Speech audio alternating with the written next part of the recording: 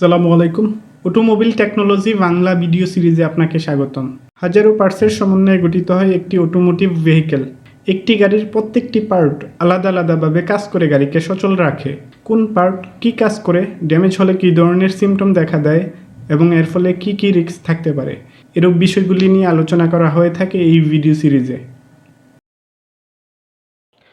Glow plug এটি diesel ইঞ্জিনের একটি ইলেকট্রিক হিটিং ডিভাইস, যা ঠান্ডা ওয়েদারে ডিজেল ইঞ্জিনের কম্বাসন চেম্বারকে মিনিমাম অপারেটিং টেম্পারেচারে আনতে ইঞ্জিন স্টার্ট করার পূর্বে ব্যবহার করা হয়।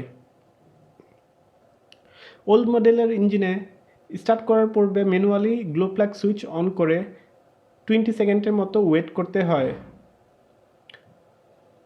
অন্যদিকে নতুন মডেলের ইঞ্জিনে glow plug switch automatically activate করা হয়।